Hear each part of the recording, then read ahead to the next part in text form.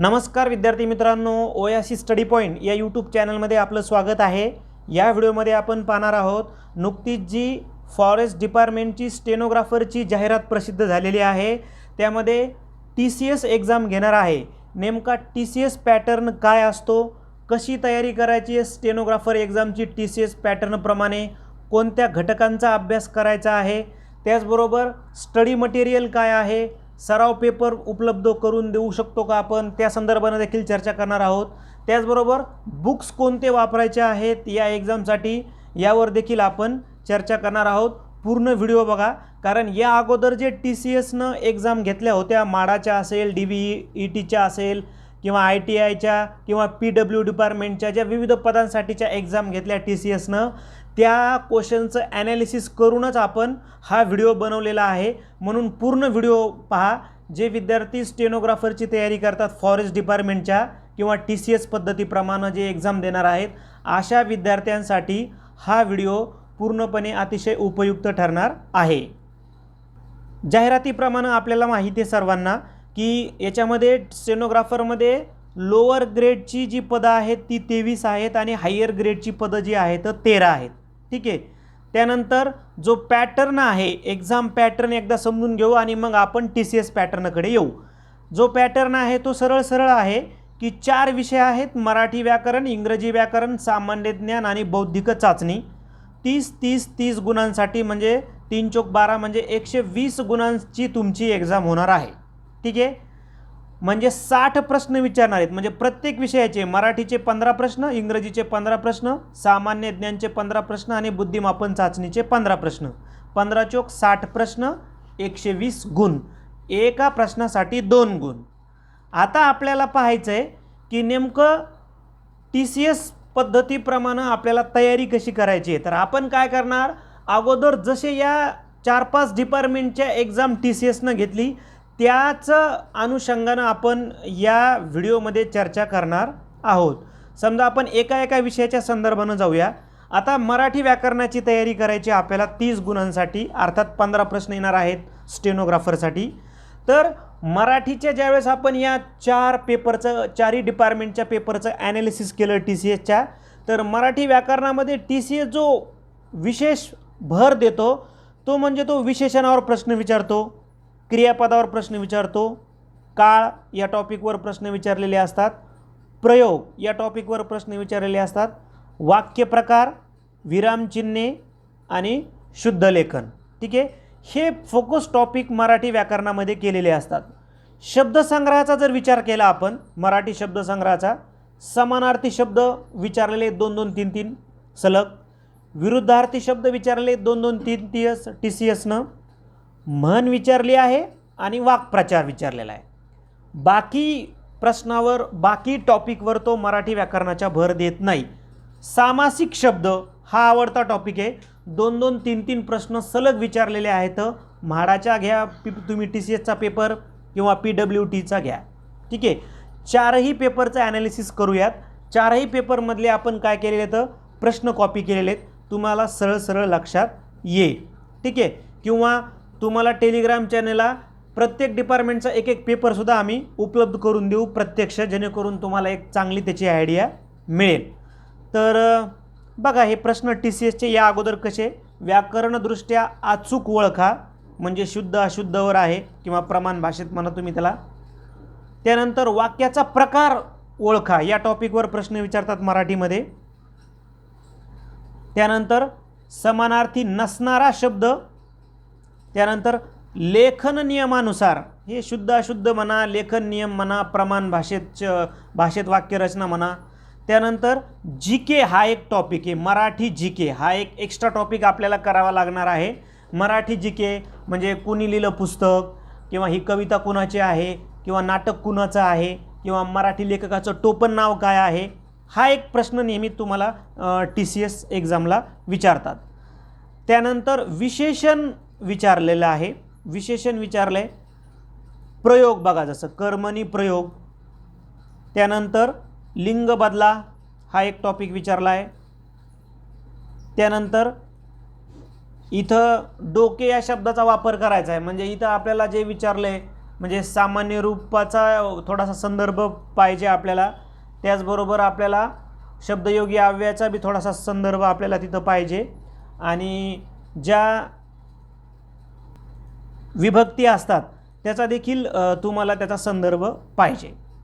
त्यानंतर खेडे सामान्य रूपावर प्रश्न आला. त्यानंतर वाक्यात कर्म नाही, तुम्ही क्रियापद कर्म यावर प्रश्न आला. त्यानंतर समानार्थी शब्दाचे गट थोडासा वेगळ्या पद्धतीने विचारले, गट करून विचारले समानार्थी शब्द. विरामचिन्हे यावर आधारित प्रश्न विचारतो TCS. समानार्थी विरुद्धार्थीवर विचारला आहे, मात्र वेगळा गट ओळखा असं विचारले. कना कविता कोणी लिहिली, ठीक आहे, GK थोडंसं वेगळं आहे, कवितेचे नावं विचारली आहेत, ठीक आहे. काळवर आधारित प्रश्न विचारला आहे मराठी व्याकरणामध्ये. विरुद्धार्थी शब्द विचारलेला आहे. अचूक वाक्य कोणते, ठीक आहे, अचूक वाक्य. पॅराग्राफ 2 ते 3 प्रश्न आपला पॅराग्राफ घेणार आहे, म्हणून पॅराग्राफ वाचन, पॅराग्राफ लेखन, कमी वेळेत कसं सोडवायचं ही सवय आपल्याला लावणं गरजेचं आहे. त्यानंतर राष्ट्रीय एकात्मतेचे लक्षण, म्हणजे हे पॅराग्राफवरले प्रश्न आहेत, ठीक आहे. आता नेमकं मराठीचं काय स्टडी प्लॅन आहे बघा. मराठीचं नियोजन कसं करणार आपण, मराठीचं तुम्ही तुमच्या पद्धतीनं नियोजन करू शकता, परंतु हे करून बघा 8-10 दिवस. काय करणार तुम्ही, 1 तास एकतर मराठी व्याकरणामधला एक मुद्दा घ्या.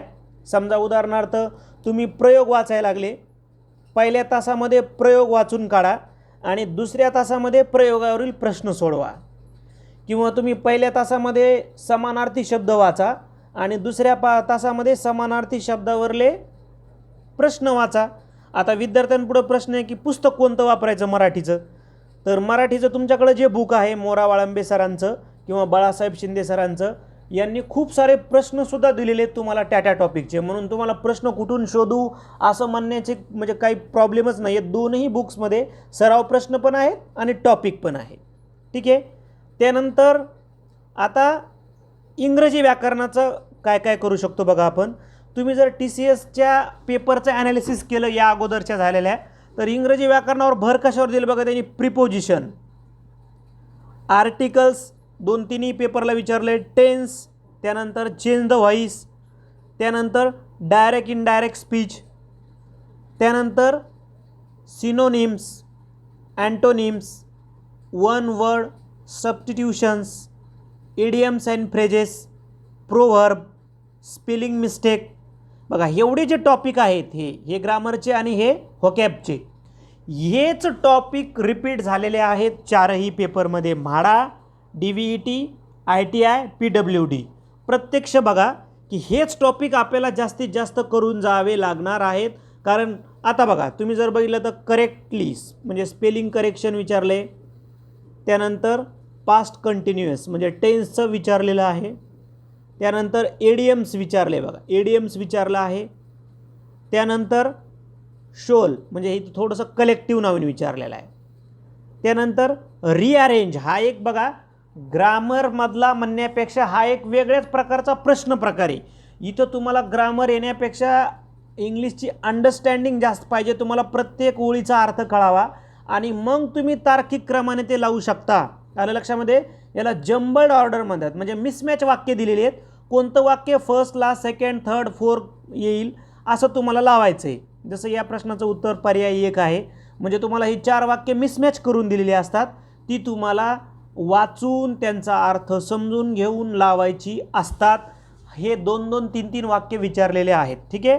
त्यानंतर इथं काय विचारले बघा, वन वर्ड सबस्टिट्यूशन्सवर आधारित प्रश्न विचारलेला आहे, त्यानंतर करेक्ट ऑर्डर विचारलेले इथं म्हणजे ते रिअरेंज तेच टाईपचे जम्बल्ड ऑर्डर पद्धतीप्रमाणेच रिअरेंज करा असा प्रश्न विचारलेला आहे, फक्त थोडी सूचनेमध्ये बदले.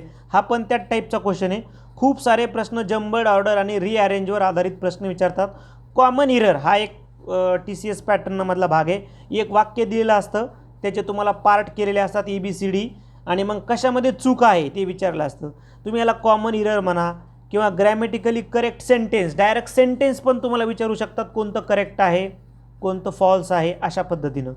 त्यानंतर मिस्टेक विचारली आहे, जसं इथं वाक्याचे पार्ट दिलेत ABCD आणि मग विचारले कोणत्या पार्टमध्ये चूक आहे. त्यानंतर हे अँटोनिम सिनोनिम्स विरुद्धार्थी समानार्थी हे तर कॉमन आहे विचारणारं. जंबल्ड ऑर्डर परत एकदा आलेत, आपण खूप सारे घेतलेत. मिस्टेक वर्ड आलेला आहे, ग्रॅमॅटिकली इरर आलेला आहे. परत जंबल्ड ऑर्डर, वेगवेगळ्या पद्धतीचे जंबल्ड ऑर्डर विचारतात. कॉम्प्रिहेन्शन फिक्स आहे इंग्लिशला सुद्धा. TCSला इंग्लिश आणि मराठी व्याकरणाला 2 मार्क्सला किंवा 3 मार्कला उतारा फिक्स विचारतात. त्या पद्धतीनं आपण तयारी करा. इंग्रजीचा अभ्यास कसा करायचा आहे, दररोज 2 तासाचं नियोजन करा. अर्धा तास व्याकरणाचा घटक अभ्यासा, त्यानंतर 1 तास शब्दसाठी द्या, शब्दसंग्रहासाठी द्या आणि व्याकरणाचा घटक, कारण शब्दसंग्रहासाठी इंग्लिशमध्ये जास्त वेळ द्यावा लागणार आहे. इंग्लिशची व्हॉकॅब्लरी आपल्याला जास्त करावी लागणार आहे. आणि मग अर्धा तास तुम्ही जे काही गेस क्वेश्चन आहेत त्यावर आधारित तुम्ही तयारी करा. प्रश्न म्हणजे पुस्तकं कोणती यूज करा इंग्रजीची, बाळासाहेब शिंदे सरांचं बुक घ्या, MJ शेख सरांचं घ्या किंवा पाल अँड सुरी, यापैकी एक बुक जरी तुमच्याकडं असेल तरीही ते सफिशियंट आहे. त्याचबरोबर आमच्यासोबत व्हॉट्सअप कनेक्टसाठी 8805217221 या मोबाईलला तुमचं नाव, तुमचे नाव, त्याचबरोबर तुमच्या जिल्ह्याचे नाव आणि तुम्ही कोणत्या पदाची तयारी करता त्या परीक्षेचे नाव लिहून पाठवा, जेणेकरून आम्ही तुम्हाला त्याबद्दल थोडीशी एक्स्ट्रा माहिती पाठवू शकतो. बुद्धिमापन चाचणी बघा, गणिताची तयारी एक्स्ट्रा करायची नाही आहे. बेसिक बेरीज वजाबाकी गुणाकार भागाकार तो आपल्याला सर्वांना येतो. आतापर्यंत TCS खूपच कमी 1 ते 2 प्रश्न तुम्हाला बेसिक बॉडमासवर वगैरे विचारलेले आहेत. जास्तीत जास्त भर हे बुद्धिमापन चाचणीवर द्यायचं आहे. त्याच्यामध्ये वर्णमाला, अंकमालिका, सांकेतिक भाषा, रांगेतील स्थान, बैठक व्यवस्था, पझल हे आवडते TCSचे मुद्दे आहेत. त्यानंतर वयवारी, नातेसंबंध, घड्याळ दिनदर्शिका टाळतात ते. आंतरदिशा फिक्स आहे, तर्क व अनुमान फिक्स आहे, आकृत्यांची संख्या फिक्स आहे. बघा याच्यामध्ये तर्क व अनुमान असेल, दिशा असेल, सांकेतिक भाषा असेल, बैठक व्यवस्था, रांगेतील स्थान हे फिक्स पॉईंट आहेत. जेवढे दिलेले आहेत तेवढेची तेवढे पूर्ण करा. कारण आकृत्यामध्ये सुद्धा पाण्यातली आकृती, आरशातली आकृती, आकृत्यांची मालिका पूर्ण करा हे प्रश्न विचारलेत. तुलना विचारली आहे तुम्हाला, एकतर सिम्बॉल देऊन तुलना विचारलेली असते, A पेक्षा B मोठा आहे किंवा उंची, लहान, मोठा अशी तुलना, तुम्हाला तुलनेवर आधारित प्रश्न विचारलेले असतात. जसे लगेच बघा उदाहरणार्थ कसे बघा, हा तर्क व अनुमानचा प्रश्न आहे. जर TCSला बुद्धिमत्ता जर 25 मार्कला असेल तर 3-3, 4-4 प्रश्न तर्क व अनुमानचे विचारलेले आहेत. बघा सिम्बॉल, सांकेतिक भाषेवर आधारित प्रश्न कसे ते एकदा बघून घ्या. चिन्हांचा बदल करून बेरीज वजाबाकीचा आपल्याला ते कॉमन आहे. त्यानंतर इथं तुम्हाला एक मालिका दिलेली आहे आणि त्यांच्या क्रमावर आधारित प्रश्न विचारलेला आहे. रुबी, आमन, विजय, बॉबी आणि सनी 5 मित्रांची उंची, मी म्हणू ना तुलना, लहान, मोठा, फिक्स क्वेश्चन आहे. हे 2-2 क्वेश्चन विचारले ते एक्झामला TCS पॅटर्नमध्ये. तर त्याच पद्धतीनं आपल्याला परीक्षेला जाताना या अशाच प्रश्नांची तयारी करायची आहे आणि आपण सराव पेपरसुद्धा याच पद्धतीनं काढणार आहोत. ठीक आहे.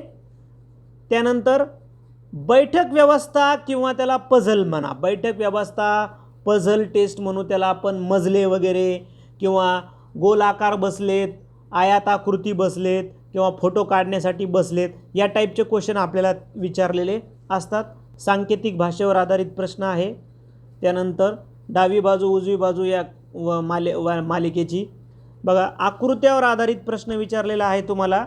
इथं जो प्रश्न विचारलेला आहे आपल्याला, ही मिरर इमेज विचारलेली आहे, मिरर इमेज. ठीक आहे. त्यानंतर इथं आपल्याला समसंबंध विचारला आहे वर्णमालिकेचा, इथं पण समसंबंध. त्यानंतर क्रम विचारला आहे, क्रम विचारलेला आहे आकृत्यांचा. दिशावर आधारित प्रश्न विचारला आहे बघा, दिशावर आधारित प्रश्न विचारलेला आहे. त्यानंतर शब्दकोशाप्रमाणे मांडणी करायची. त्यानंतर M1, M2, M3 हे लहान मोठे किंवा बिल्डिंगमध्ये राहतात ते असं दिलेलं आहे.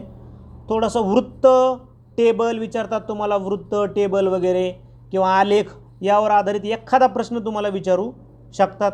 तिथं थोडंसं तुम्हाला कॅल्क्युलेशन करता आलं पाहिजे.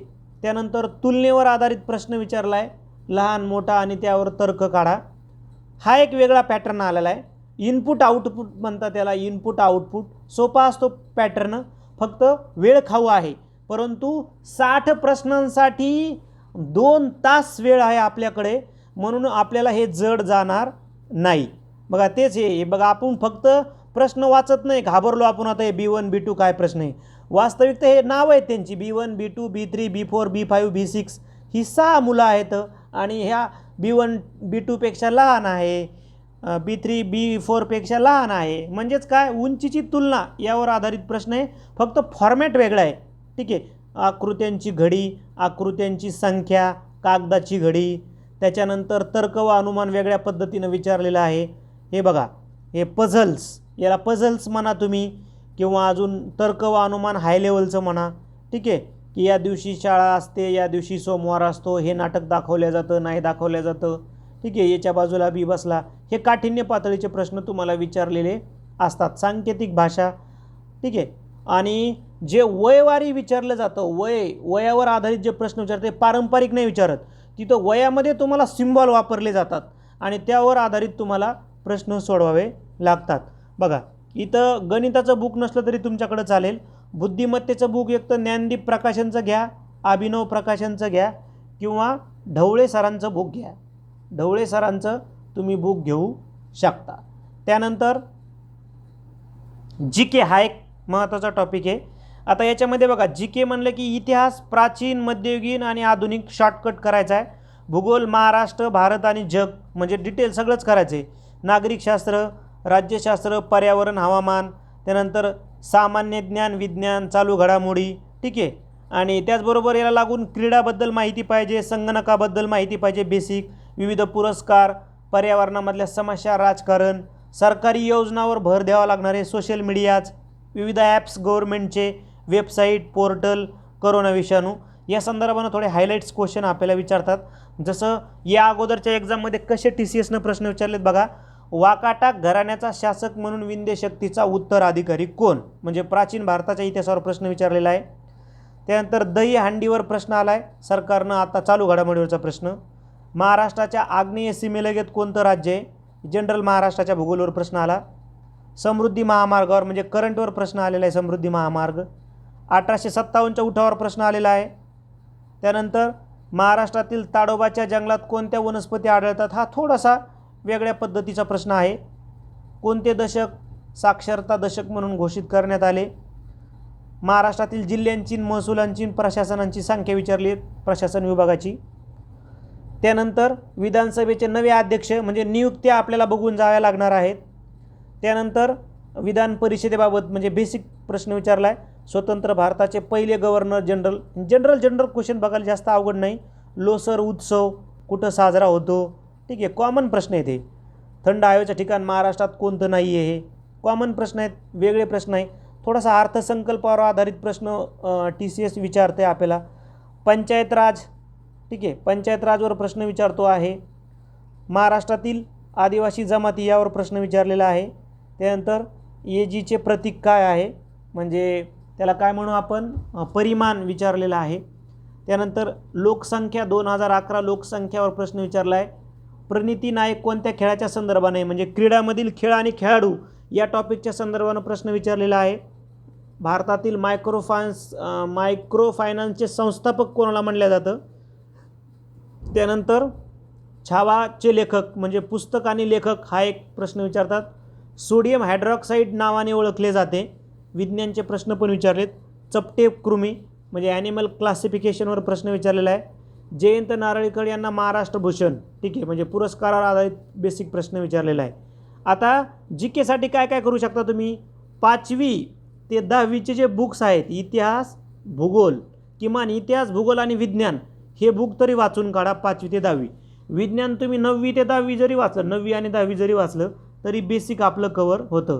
परंतु ज्या विद्यार्थ्यांना बुक्सच पाहिजे GKचं, तर एक तर तुम्ही K सागरचं घ्या, जनरल नॉलेज, त्याच्यामध्ये सगळे विषय कवर होतात, किंवा सूरज शेख सरांचं तुम्ही घेऊ शकता. आता ह्या 4ही डिपार्टमेंटमध्ये जे पेपर झाले त्याच पेपरचं ॲनालिसिस करून आपण ही टेस्ट सिरीज घेणार आहोत. वन विभाग स्टेनोग्राफर परीक्षा 2023 सराव पेपर सिरीज. यामध्ये तुम्हाला 10 पेपर आम्ही PDF स्वरूपामध्ये पाठवणार आहोत व्हॉट्सअपला. 10 सराव पेपरची फीस 200 रुपये असणार आहे. 8805217221 या मोबाईल नंबरवर तुम्ही ही फी पे करू शकता. नाव येईल ओएसिस स्टडी पॉईंट किंवा गणेश अंबादास खरात. फी पे केल्यानंतर त्याचा स्क्रीनशॉट घ्या आणि व्हॉट्सअपला याच नंबरला 8805217221 या नंबरला पाठवा. खालील डेटप्रमाणे तुम्हाला हे पेपर मिळणार आहेत. डेट दिल्यात बघा, 11 जून, 20 जून, 30 जून, 10 जून, 20 जुलै. बघा डेट असू देत. जर पेपर लवकर आला, या परीक्षेच्या जर आतमध्येच पेपर आला, तरी आम्ही तुम्हाला 10 पेपर योग्य वेळ ठरवून आम्ही तुम्हाला ते पाठवू. मात्र सध्या तरी आपण याच वेळेप्रमाणे तुम्हाला पेपर पाठवणार आहोत. सकाळी 11 वाजता तुम्हाला पेपर दिलेल्या तारखेला पाठवण्यात येईल. त्याच डेटला दुपारी 2 वाजता त्या पेपरची आन्सर की पाठवण्यात येईल आणि त्याच डेटला रात्री तुम्हाला त्या पेपरचा विश्लेषणाचा व्हिडिओ पाठवण्यात येईल. म्हणजे तुमच्या पूर्ण शंका दूर होणार आहेत. म्हणजे आपण जर विचार केला तर प्रत्येक पेपरमध्ये 60 प्रश्न म्हणजे 200 रुपयामध्ये तुमचे 600 प्रश्नांची तयारी होणार आहे. मला वाटतं हा व्हिडिओ तुम्हाला येणाऱ्या एक्झामसाठी निश्चित उपयुक्त ठरेल. व्हिडिओ आवडला तर लाईक करा, आपल्या मित्रांना शेअर करा. त्याचबरोबर ओएसिस स्टडी पॉईंट हे यूट्यूब चॅनल सबस्क्राईब करा. धन्यवाद.